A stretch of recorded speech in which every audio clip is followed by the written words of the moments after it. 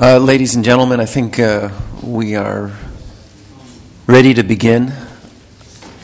I will be addressing you in English. My name is Robert Eisen. I'm a professor of religion at George Washington University in Washington, D.C. in the United States. I'm also the director of the Jewish Studies program at George Washington University, and I'm going to be serving as the chair of this session. The title of this session is Solidarity and Economic Interdependence, Religious Analysis of the Economic Crisis and Its Consequences. And I just wanted to say that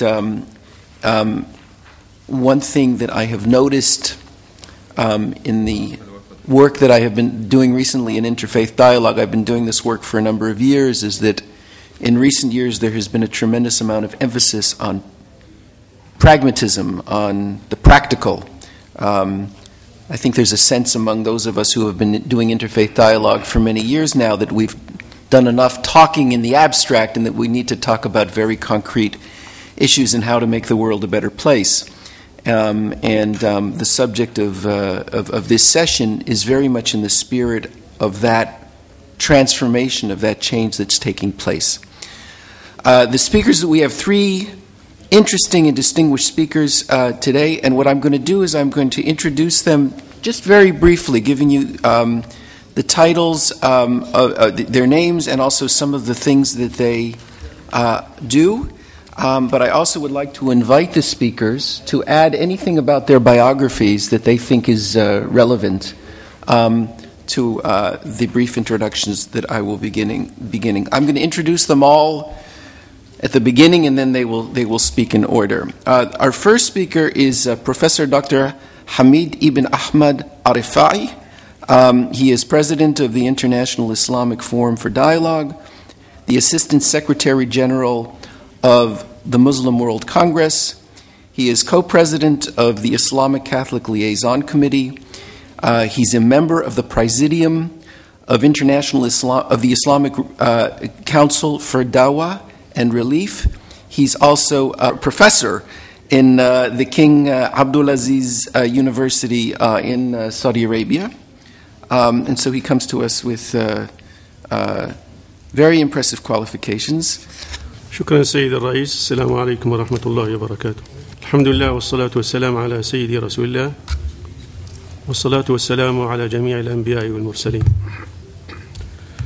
البحث عنوانته تحت عنوان المسألة الدينية والأزمة الكونية. المسألة الدينية والأزمة الكونية. نحن صحيح أمام أزمة اقتصادية، ولكن من وجهة نظري ينبغي أن نقرأ هذه الأزمة في سياق الأزمة الكونية الشاملة التي نواجهها الآن على مستوى العالم. والأزمة الاقتصادية هي إحدى إفرازات هذه الأزمة الكونية الشاملة. والأزمة الصحية العالمية التي نواجهها، أزمة الأوبئة الصحية التي نواجهها، هي أيضا إفرازة من إفرازات الأزمة الكونية الشاملة.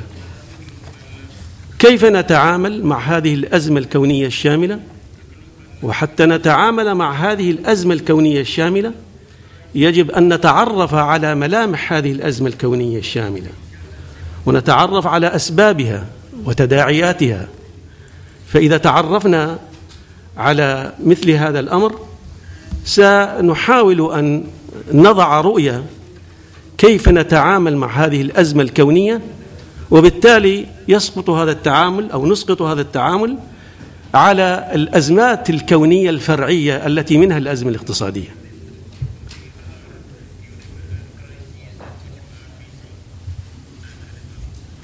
فنحن بشكل عام الآن أمام أزمة أمنية بشرية، وأمام أزمة أمنية بيئية. فنحن أمام أزمتين عالميتين كونيتين: أزمة الأمن البشري بشكل عام، وأزمة الأمن البيئي أيضا بشكل عام. فنحن محاطين بأزمتين كبيرتين أزمة الأمن البشري ككل وأزمة الأمن البيئي ككل. لكن ما المسؤول عن هذه الأزمات؟ ما هو مصدر تشكل هذه الأزمات؟ هذا الذي ينبغي أن نتناوله بجدية وموضوعية وشفافية لنتعامل مع القضية الكونية من جذورها، لا من رؤوسها ولا من أعراضها، ولا نبقى نسبح على السطح والمصدر متوالي في إنتاجه بالأزمات. كما تعلمون أيها الإخوة، هذه الأزمة يطرح الآن كمسؤولية عنها الديني والثقافي والسياسي والفكري، وهذه الجهات الأربعة تتبادل الاتهام، كل يتهم الآخر بأنه مسؤول عن هذه الأزمة. السياسي يتهم الديني، والديني يتهم السياسي، والثقافي يتهم الاثنين معا، وهكذا نحن في دوامة من الاتهام حول مصدر تكوين هذه الأزمة الكونية أو مصدر تشكل هذه الأزمة الكونية. أنا أقول في بحثي، طبعا أنا بحاول أنقل الأفكار الرئيسة في البحث. البحث حوالي 18 صفحة ومترجم بين أيديكم إلى الإنجليزية. الإنسان، أنا بقول الجميع مسؤول، ولكن إذا طلب مني أو من غيري أن يرتب المسؤولية في إطار هذه المنظومة، أعني المنظومة الدينية والثقافية والسياسية، لو أردنا أحد يطلب أن نرتب المسؤولية فسأقول أن المسؤول الأول هو الديني وليس السياسي وليس الثقافي. وقد يطرح أحدكم سؤالا: ولماذا الديني أولا؟ يعني لماذا اخترت أن يكون الديني هو المسؤول؟ ولماذا هذا التحامل على القضية الدينية؟ الجواب: الإنسان محاط ببيئتين، بيئة اجتماعية وبيئة جغرافية مادية، وهو يتأثر بهما معا. ولكن بفهمي أن تأثر الإنسان بالبيئة الاجتماعية أكثر من تأثره بالبيئة الجغرافية أو المادية. ولكن ما هو العامل الأقوى في البيئة الاجتماعية المؤثر على الإنسان؟ أنا بفهمي وبتقديري أقول أن العامل الديني في البيئة الاجتماعية هو العامل الأقوى تأثيراً في سلوكية الإنسان. لماذا؟ لأن العامل الديني بالنهاية هو الذي يشكل ذهنية الإنسان. القيم الدينية والمبادئ الدينية والتوجهات الدينية وقداسة الدين هي التي تشكل بالنهاية ذهنية الإنسان وتصيغ وجدانه. فإذا الدين مسؤول عن تشكيل ذهنية الإنسان وصياغة الوجدان، والعقل والوجدان هما اللذان يوجهان سلوكية الإنسان في اتخاذ قراراته في ميادين الحياة. فمع العقل السليم ومع الوجدان المستقيم تكون المسؤولية الراشدة وتكون التصرفات الإيجابية البناءة. ومع العقل السقيم ومع الوجدان الذميم تكون السلوكيات السلبية المدمرة لمسيرة الحياة. ولكن كيف نتفق على مواصفات العقل السليم وعلى مواصفات الوجدان المستقيم؟ هذه تحدي نحن أمامنا أتباع الأديان والقيادات الدينية. كل منا يتحدث عن العقل السليم، وكل منا يتحدث عن الوجدان المستقيم، لكن التحدي الكبير هو كيف نتفق على مواصفات ومؤسسات هذا العقل السليم والوجدان المستقيم. هذا هو التحدي الكبير. كل منا كما يقال بالعربية يغني على ليلى. آن الأوان لأن نتحدث مع بعضنا البعض بشفافية وبمصداقية وجدية، لنتفق على مواصفات ومكونات العقل السليم وعلى مواصفات ومكونات الوجدان المستقيم. إذا اتفقنا على هذه القضية نكون وضعنا أقدامنا على المسار الصحيح لننتقل إلى ما هو أهم ومجدي في الحياة.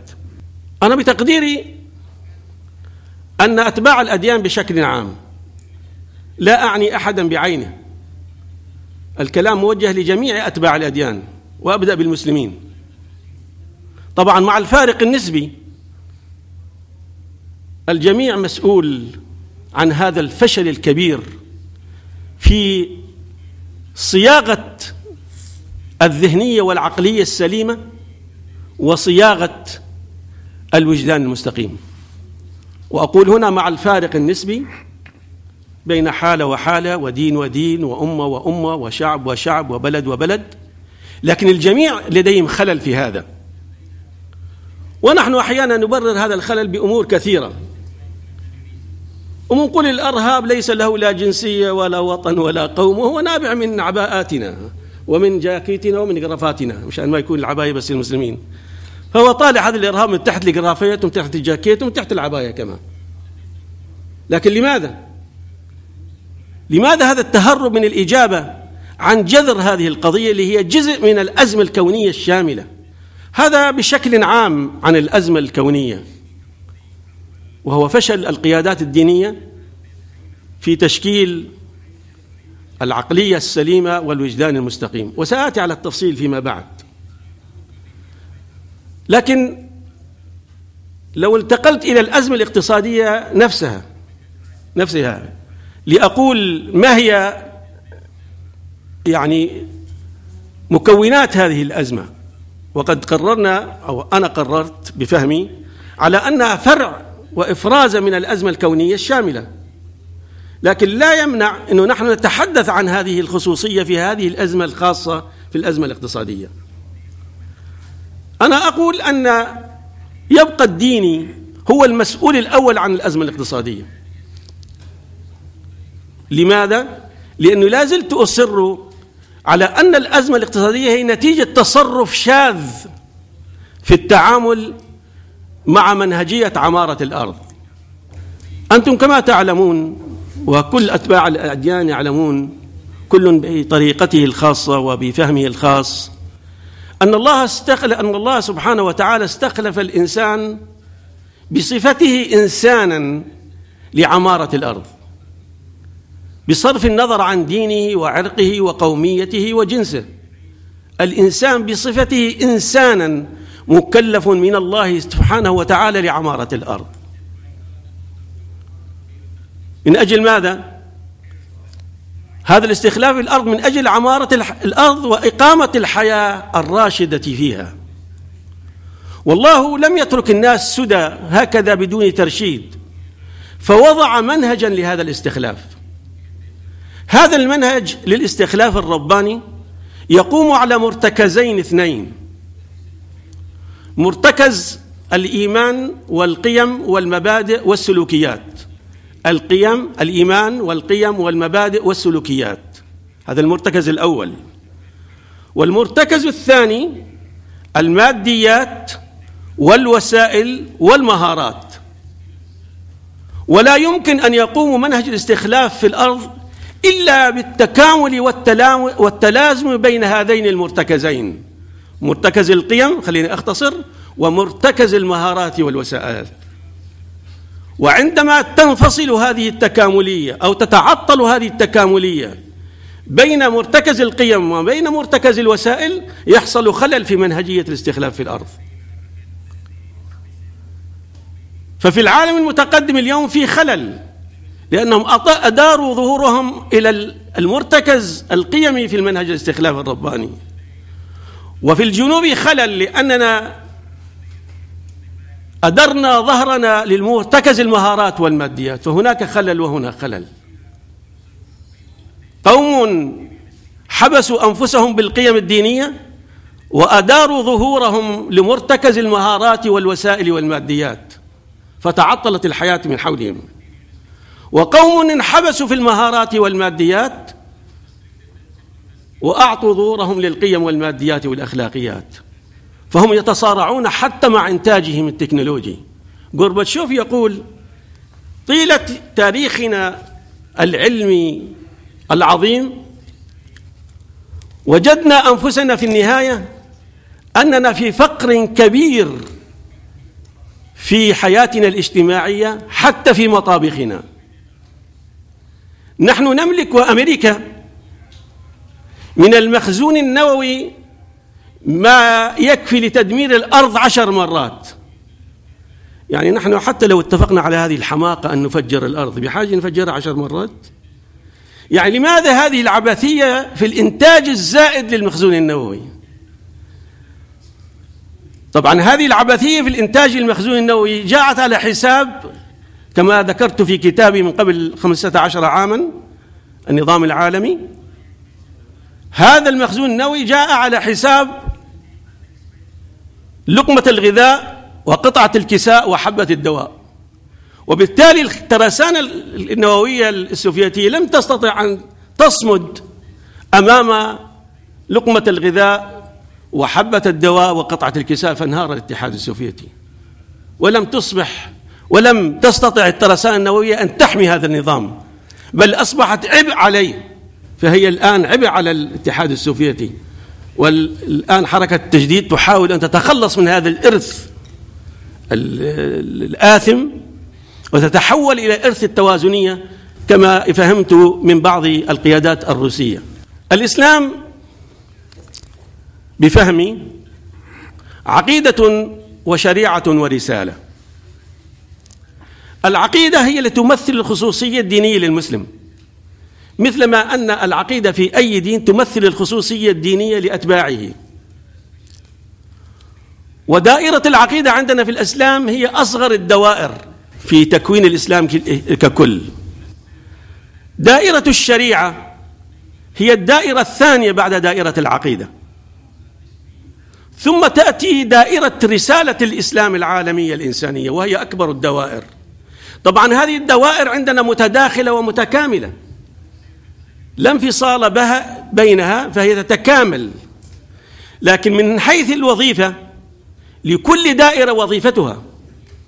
الخلل الكبير اللي حصل عندنا ولمس مثله عند بقية الأديان من خلال تجربتي على مدار 35 عام، أن هذا الخلل موجود عند كل الأديان، أن هناك تداخل مخل بين دائرة العقيدة ودائرة الشريعة ودائرة الرسالة.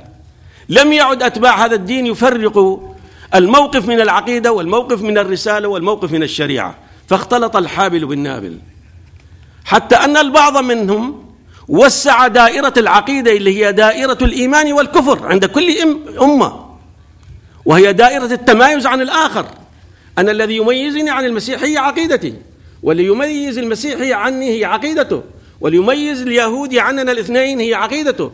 فالعقيدة هي دائرة التمايز بين الأديان، وهي نقطة الاختلاف الذي لا يمكن الاتفاق عليه، لأنه إذا اتفقنا عليه سنصبح دينا واحدا، إما أن نصبح جميعا مسيحيين أو نصبح جميعا مسلمين أو نصبح جميعا يهود. فهذه القضية أنا بتقديري لا يمكن الاتفاق عليها، لكن البعض وسع هذه الدائرة فغطت على دائرة الشريعة ودائرة الرسالة، وأصبحت هي الدائرة الوحيدة التي يطل منها على الآخر، دائرة الكفر والإيمان. وهذا الذي أوجد هذا الخلل الكبير من المسيح تجاه المسلم، ومن اليهودي تجاه المسيحي، والمسلم تجاه الاثنين أو الاثنين تجاهه. ولذلك الحل عندي ينبغي أن نحيد العقيدة في ميادين التعاون المشترك في ميادين الحياة، معتمدين أو مستفيدين من القاعدة الربانية العظيمة: لكم دينكم ولي دين، أي لكم عقيدتكم ولنا عقيدتنا، ولكن تفضلوا إلى ميادين الحياة. كيف نعمر الأرض؟ كيف نحقق الأخوة الإنسانية؟ كيف نحقق العدل المطلق للناس جميعا؟ كيف نحقق المصالح المشتركة للناس جميعا؟ كيف نحقق كرامة الإنسان؟ كيف نحقق حرية الإنسان؟ كيف نحقق المساواة في المكتسبات؟ كيف نحقق التعايش الآمن بين المجتمعات؟ هذه مبادئ 5 قلتها أو قلناها نحن للفاتيكان منذ 15 عاما. قلنا لهم، لا أعرف إذا كان أحد من الفاتيكان هنا موجود، قلنا لهم: نحن ما أتينا لنؤسلمكم، رغم أن هذه رغبة قائمة عندنا، لأننا نحب أن يكون كل الناس على ما نحن عليه من الإيمان. ونأمل ألا تحاولوا أن تنصروننا، رغم أننا نعلم أيضا أنكم تحبوا أن يكون الناس على ما أنتم عليه من الإيمان.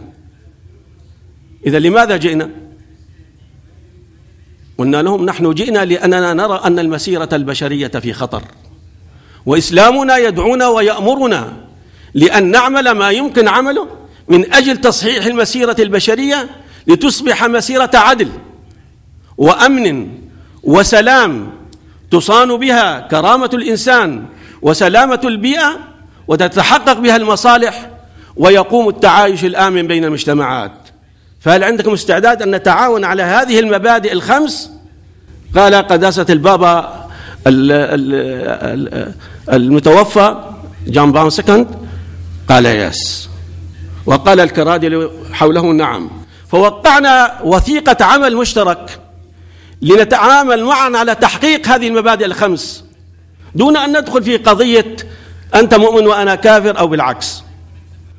ونحن خلال 15 عاما، أختم بهذه الجملة، ناقشنا 15 موضوعا تتعلق في ميادين الحياة، وأقمنا تقويما في هذا الصيف لنتاج عملنا على مدار 15 عاما. وجدنا أنفسنا متفقين على 57 مادة موقع عليها توقيعا رسميا بالعربي والإنجليزي بوثائق موقعة، واتفقنا على أن نطبعها بكتاب مشترك، ونشكل وفدا مشترك بأعلى قيادة دينية كاثوليكية وبأعلى قيادة دينية مسلمة نتفق عليها، لتذهب إلى المؤسسات العالمية ابتداء من الأمم المتحدة لنقول لهم هذه وثيقة اتفاق بين أكبر ديانتين في الأرض، وهذه الكرة في مرماكم بلغة الرياضيين. أختم ب5 ملاحظات.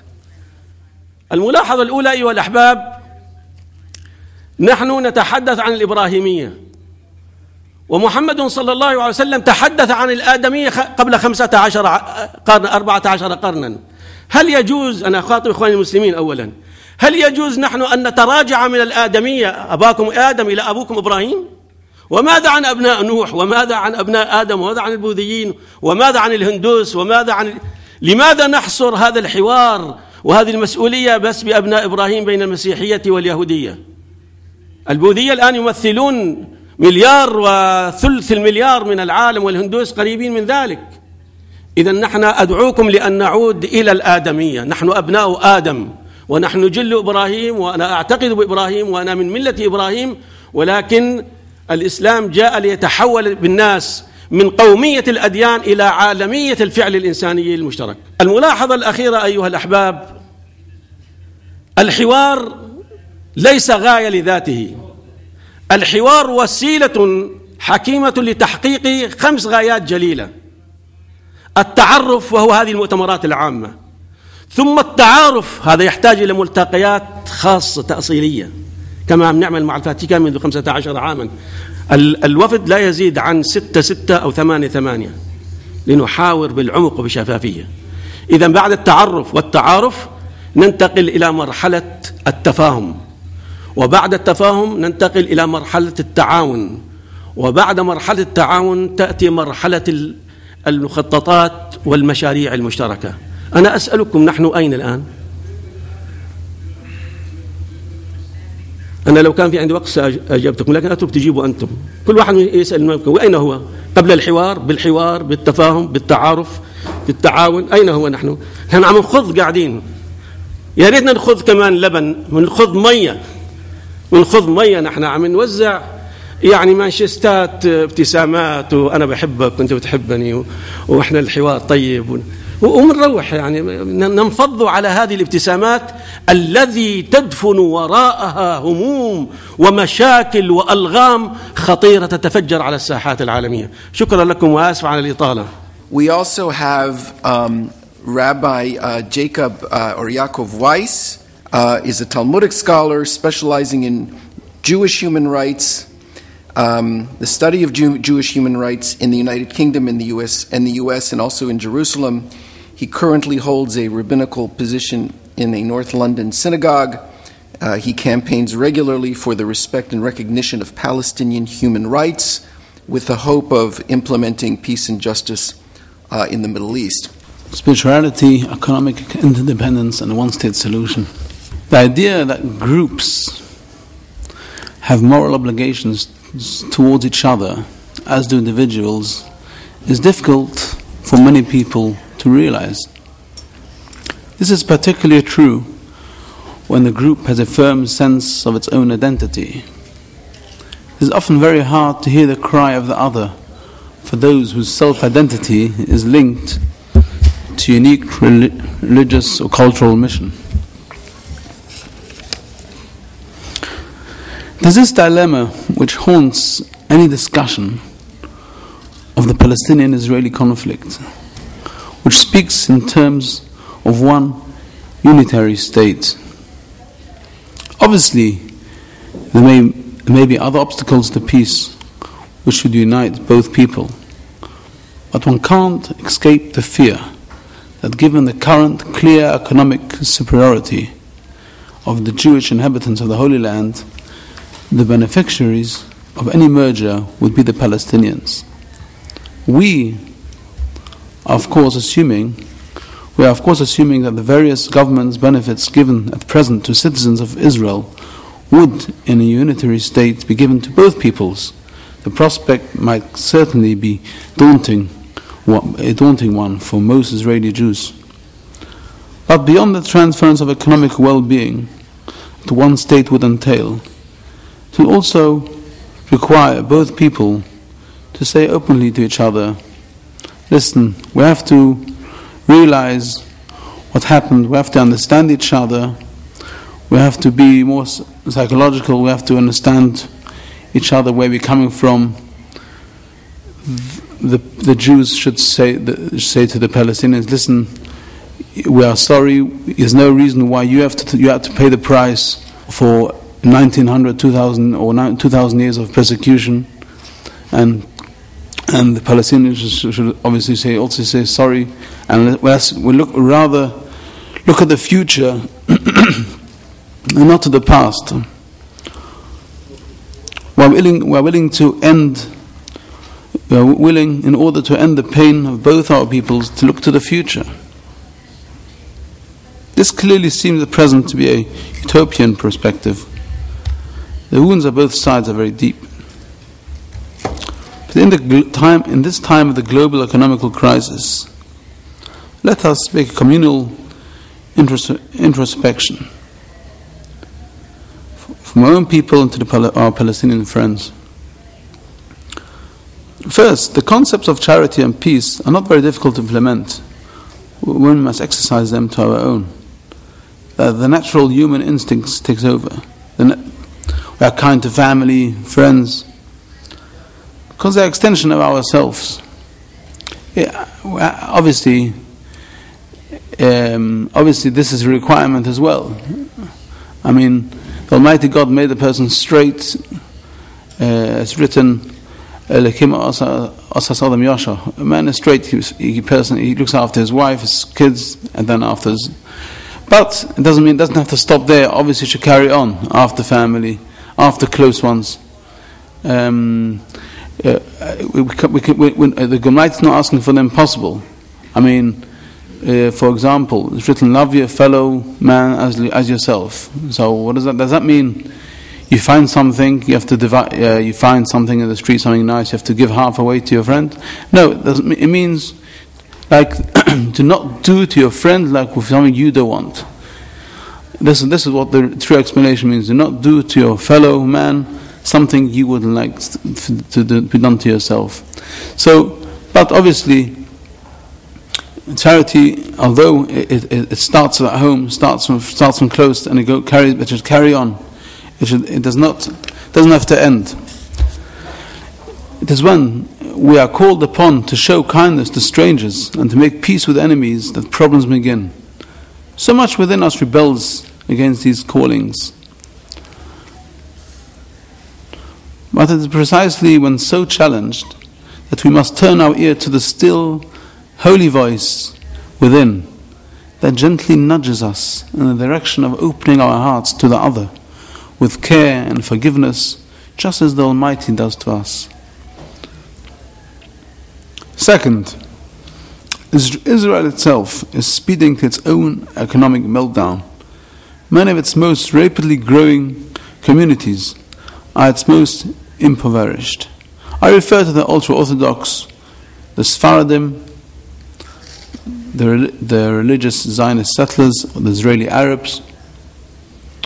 It is difficult to imagine how Israel can survive the enormous economic drain on its taxpayers by continuing to support these groups, especially when the nation's military budget is astronomical and continues to grow. Thus, two undeniable givens emerge. The Israeli state must get beyond its vast military expenditures. It must accept that its current level of economic plenty is coming to an end. A means to alleviate the former is the one-state solution. It offers the hope of wiping out all Israeli, and for that matter Palestinian, spending on fighting and killing. But it also plunges both people into the challenge of creating a sustainable economy. It will be an economy of less consumerism and spending, an economy of limits and restraint. Plus the moral growth that each people helping the other will bring to both is invaluable, inestimable. A pipe dream, yes, it certainly looks that way today. But with Almighty's help, all things are possible. All things are possible. Maybe as time goes by, people will wake up and realize this cannot continue. And this is the only way forward. I don't want to go off the point, but this is the only way forward, a one-state solution.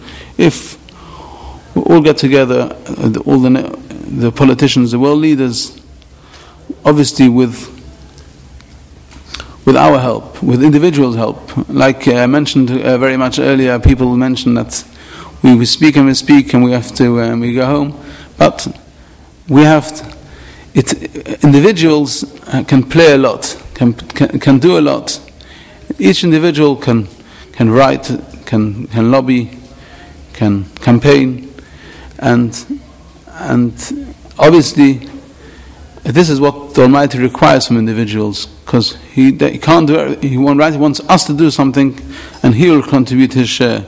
So we have to go home with a bearing in mind to do action, to practice and to campaign as individuals.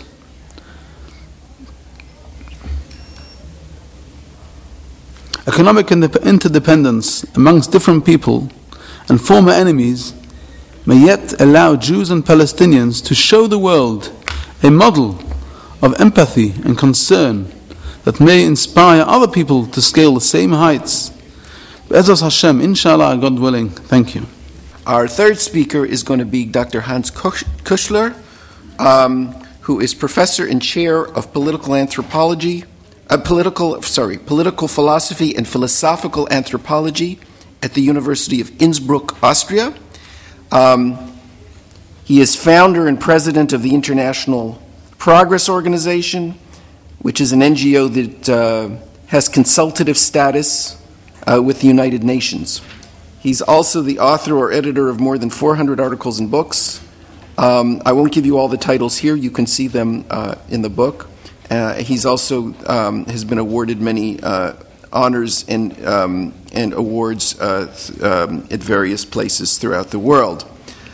Mr. Chairman, dear colleagues, I will speak about the religious aspects of the global financial crisis, and I will not confine myself to any particular religion, but will try to share with you some reflections about what is going on in the global economy under the aspect of religions. Looking at the history of international economic exchanges we observe repeated crises of the financial system in the different epochs and under different social and political circumstances, as if man, when acting collectively, were unable to learn from his own errors. The global crisis we are confronted with today is not the first such event and will definitely not have been the last. As long as the human race focuses all its attention and concentrates most of its energies on the finite realm of material being, and as long as the human race subordinates everything to the goal of wealth accumulation for its own sake, instead of accepting that processes intrinsic futility, the intrinsic futility of this effort at wealth accumulation.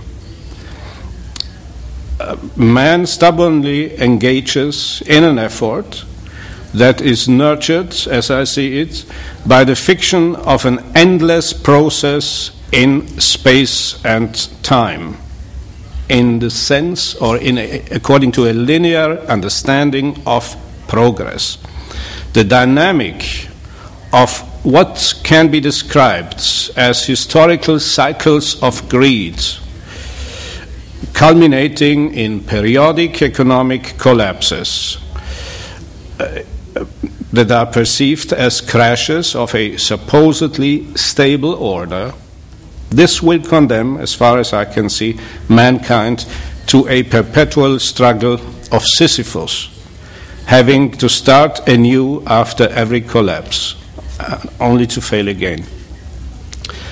The problems that are apparent in these cyclic systemic crashes cannot be solved within the parameters of a given system of economic and financial exchange or interaction. The respective order of the economy has to be viewed and evaluated from an outside perspective, which means that its norms and given assumptions have to be transcended towards a realm that is independent of the system of finite transactions, which are, in my view, erroneously interpreted as having no limits, and which are often conducted without due consideration of moral constraints. It should not surprise us that most economic experts and political leaders, particularly in the industrialized world, and I mention this because that's the part of the world I'm coming from, most of the leaders and economic experts in those countries were unable to predict the present crisis, since they lacked the intellectual distance or a point of reference outside that economic system which is needed to adequately view and evaluate man's economic activity. And I would say the ignorance of the World Economic Forum in Davos, the ignorance of the things to come of the World Economic Forum in all those years until 2008 is really a case in point, drastically demonstrates this. Furthermore, in the strict sense, there can be no morality as long as the contingent reality alone is seen as the basis of all human action. Without being able to relate the understanding of the world to a transcendent reality, man will always end up with the postulation of mere utilitarian principles as parameters for all his actions, and will not be able to conceive of a system of genuine moral values that could function as guidelines for human self-realization. The ongoing global financial crisis, which, as I said, is also a systemic crisis of the materialistic and a-religious, I repeat, a-religious worldview of a dogmatically understood globalization that has increasingly begun to replace even religion.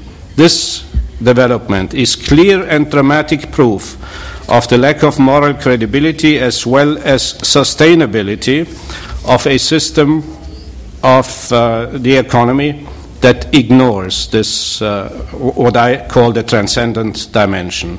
This has also direct bearing on the status of the human being, namely the inalienable dignity of the human subject, which, in my analysis, can only be ensured in what I call a metaphysically open context that locates man in the framework of transcendent reality. Against this background of the incompleteness of an exclusively, or I would say also dogmatically secular worldview, and that approaches failure to detect, to identify systemic contradictions of such a system, one can distinguish two fundamental aspects or dimensions of the relevance of religion for the analysis and evaluation of the contemporary economic and financial crisis. And I will speak here very briefly, in order to respect the limits of time, about the metaphysical and the moral aspect. And it is my view that this is not only the case, or this is not only relevant for the religion which I belong to, but that this has relevance for all the religions, and in particular the monotheistic religions. First, the metaphysical aspect. The dominant economic system's internal logic of greed, that's how I would call it, is based on the assumption, as I said, that the accumulation of wealth can and eventually will go on indefinitely.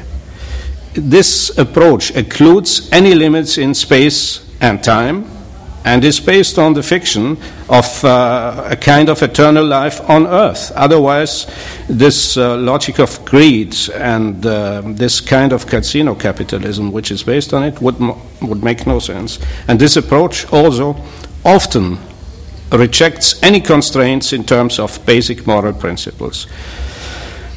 This approach is related to a linear understanding of progress, one which has all along characterized the industrialized world's ideology of globalization. Only a religion, not any empirical science or social tradition, can, I would say, break this irrational dynamic of greed, since only religion and not any other domain or perception of life, for instance within a philosophical framework, brings in this what I have called the transcendent dimension.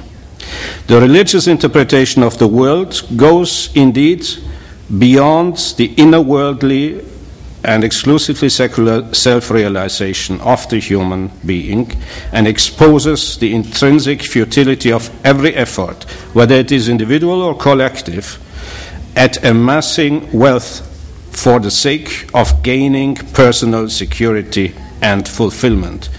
Religion evaluates human activity, including all matters economical, sub specie eternitatis, under the aspect of eternity, and provides an interpretation of this activity that makes us aware of its limits vis-à-vis the ultimate and absolute reality.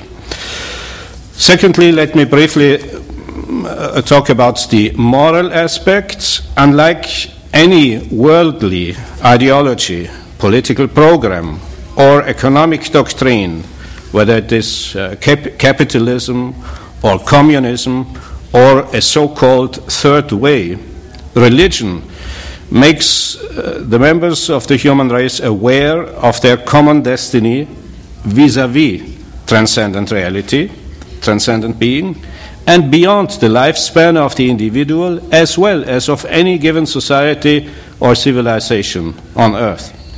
The awareness of the absolute dimension of life implies, or one could say, is the foundation of solidarity among individuals and groups, at the global level, comprising all civilizations and socio-cultural traditions. And I think that the notion of solidarity cannot be founded in a utilitarian framework, which is in fact the framework of the predominant economic philosophy under in this era of globalization. The moral aspect is intrinsically linked to the metaphysical aspect. It in fact results from the latter.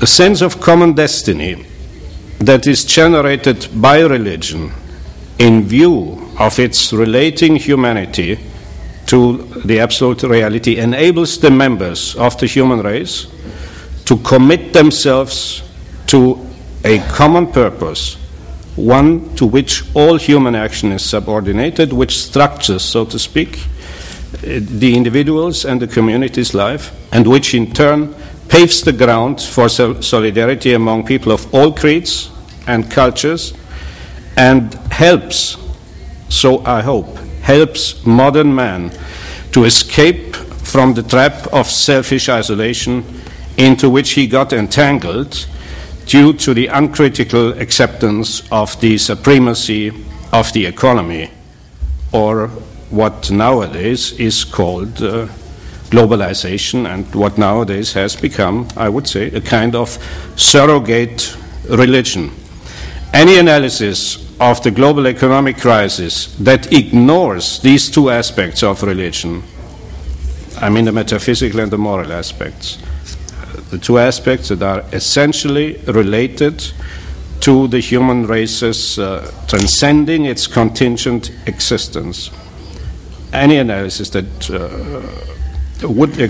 excludes these aspects will actually only be able to propose a cure of symptoms, but it will not be capable to grasp the root causes of the crisis, and it will thus be unable to offer any lasting remedies that could prevent the recurrence of systemic instability in the future. And it is my impression that now, globally, we are at the stage of debating cures or a cure of the symptoms, and we are just trying to adjust some of the instabilities of the system, but those in the decision-making positions as far as the global economy are concerned, whether in the World Bank, IMF and so on, and within the UN framework, are not yet prepared, as far as I have seen from all their statements, to adopt a new approach or to base their considerations on a new paradigm. The logic of an economy that is based on the notion of progress in the sense of a linear understanding of time is still the predominant notion. The approach which I have suggested here, and this will bring me to the concluding 2 or 3 minutes, and I hope I'm still within the limits of time, the approach which I suggest may eventually enable mankind to overcome the entrenched attitudes of egotism and metaphysical nihilism, which have been at the origin of modern materialistic doctrines, and not only within the Marxist framework, and which can now be identified as the root causes of the systemic global economic crisis. As we know by now, this is indeed a crisis of what? Particularly since the end of the Cold War's rivalry between the capitalists and communist worlds, what has been advertised as a new world, brave new world of unlimited economic exchange and of freedom and the achievement of democracy and all the aspirations of humanity, with, just to recall it here, it's history by now, but anyway, with Francis Fukuyama's vision of the end of history as ideological consequence. It's not so long ago that he made this prediction, and he somehow idealized the form of an economic and political system which is about or which has already collapsed in front of our eyes. In the meantime, Fukuyama, from one of the United States think tanks. In the meantime, he, like so many other apologists of dogmatic secular ideologies, has been proven a false prophet, namely a prophet who has created expectations that can never be fulfilled. And I think he was a little surprised that his vision has disintegrated or collapsed or been totally discredited in such short period of time, namely within a period of just a decade or so when he made it. The belief in all things material and the subordination of human life to the supremacy of the economy has, to a large extent, as I said, and this is my concluding sentence, become the surrogate religion of globalized society of the 21st century. It is up to the religions of the world to join their efforts so as to remind humanity, including the political and economic leaders, to remind them of their common destiny in relation to the absolute. Under the prevailing circumstances, this will be a timely and desperately needed contribution to economic justice and peace among nations. Thank you for your attention. We have a good 20 minutes until we are finished with this session. And I'd like to ask if anybody has any questions, any comments. I would ask only that you keep your questions and comments relatively brief so that everyone can have a chance. Yes. Dr. Burhan Koroglu from Turkey. أريد أن أوجه سؤالي إلى الربي جايكوب from Britain. أولا الربي جايكوب ذكر حل مشكلة دولة واحدة. اقترح كأنه هناك يمكن أن يكون هناك دولة واحدة في أراضي فلسطين وإسرائيل، ولكن طبعا من أجل أن يكون هناك دولة واحدة يجب أن يكون هناك احترام لحقوق الفلسطينيين أولا، لأنه هناك الآن مشكلة حقوق مغتصبة من قبل دولة إسرائيل لحقوق فلسطين. مثلا هناك مهجرين، عدد كبير جدا، ملايين مهجرين من فلسطينيين، هل سيسمح لهم أن يرجعوا إلى بلادهم؟ هناك سياسة من قبل دولة إسرائيل ما زال مستمرة لتهجير ما تبقى من الفلسطينيين. المشكلة طبعا هذه سياسة دولة. رابي جايكوب ذكر أنه للمتدينين أن يمكن أن يكون لهم دور للوبي كامبين، ولكن هنا نرى أنه هناك أحزاب دينية متطرفة يدعم مشاريع سياسات صهيونية. كيف يكون للدين دور وهناك أحزاب دينية تقوم بهذه الدعم للسياسات الصهيونية؟ نحن كمسلمون في التاريخ تشهد، مثلا أنا أتي من دولة دعم اليهود في التاريخ، لما صار هناك انكيزيشن في إسبانيا، تركيا أو الدولة العثمانية فتح أبوابها لليهود لإنقاذهم من الاضطهاد، والدول العربية كذلك، المغرب وتونس وكذا. الآن نحن في منطقة واحدة، يجب أن نتعايش مع بعض. إذا اليهود ما احترموا حقوق أصحاب الأرض الفلسطينيين، وإذا المتدينين أكيد يعرفون تاريخ الدين اليهودي بشكل جيد. ربنا الله لا يرحم من يغتصب حقوق الآخرين. إذا هم استمروا أو دعموا من يظلم الآخرين، ربنا سيعاقبهم مرة أخرى. يجب أن يفهموا هذا الشيء جيدا، ويجب أن فعلا يكونوا صادقين بوعود الله. هناك أحزاب سيكولر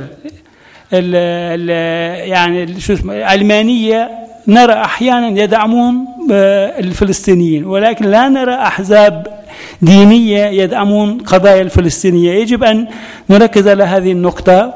شكرا. عرض حتى نصل إلى تفاهم وسلام عالمي على مستوى الإنسانية كلها، لا بد أن يكون في خطوات عملية. هذه الخطوات العملية تتطلب منا أولا دراسة الماضي، لأن الإنسان مكون من ذاكرة، أو جزء أساسي من الإنسان هو ذاكرته التاريخية. ذاكرته التاريخية لا تساعد على هذا التصور أو على أن نصل إلى هذا الهدف بالطريقة التي نتمناها جميعا. إذن لابد من دراسة الماضي دراسة نقدية ذاتية ونقدية أيضا غير ذاتية، يعني بيننا وبين الآخرين.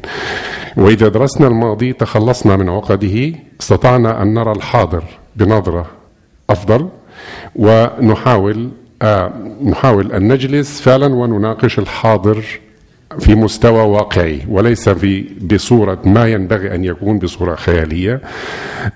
ثم عن هذا الطريق دراسة الماضي دراسة نقدية ووعي الحاضر، نستطيع أن نستشرف صورة للمستقبل.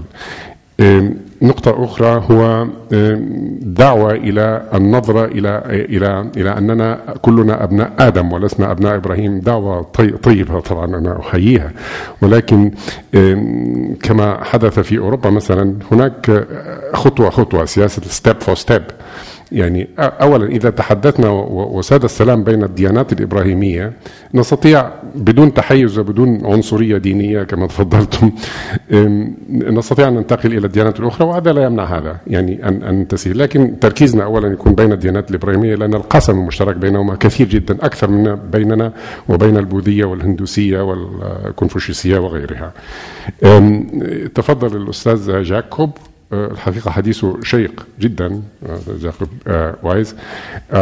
أنا يعني سؤالي لحضرته، وكم من الآخرين ممن يتبنى فعلا هذا الرأي؟ أنا أعرف أن اليهود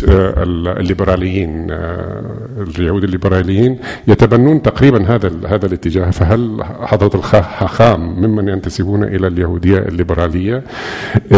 ثم أنا حسب ما فهمت، ولعلي أكون قد أخطأت في الفهم، أنت تفضلت بالحديث عن شعب واحد ثم تحدثت عن شعبين، يعني عن دولتين، فكيف يكون شعب واحد في دولتين؟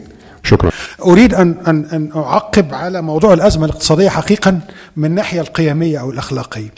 أنا أريد أن أربط بين الديمقراطية والفساد والأزمة الاقتصادية.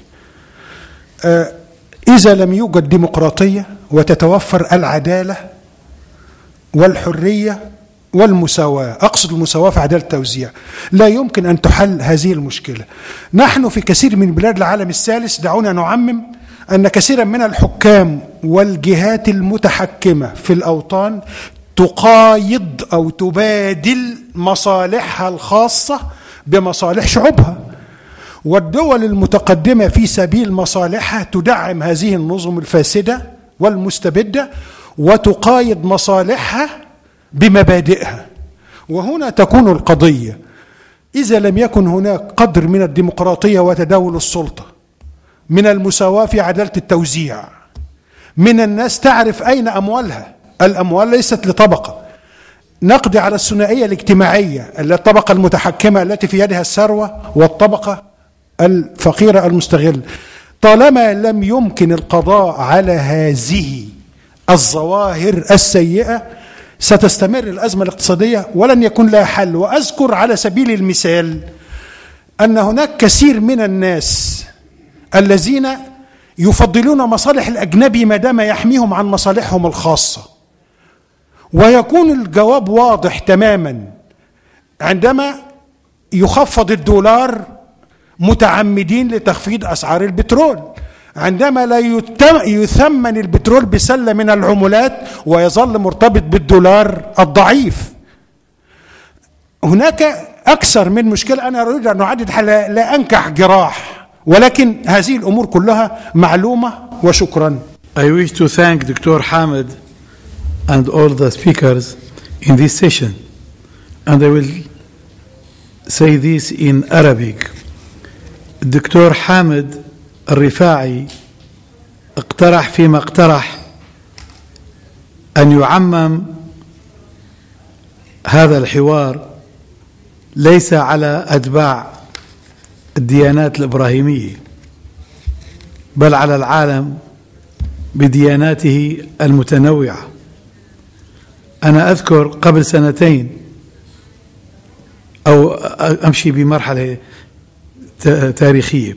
لما بدأ الحوار سنة 2003 كان بين المسلمين والمسيحيين، حوار ديانتين، المسيحية والإسلام. بعدين اتطور إلى الديانات الإبراهيمية، اليهودية، المسيحية، فالإسلام.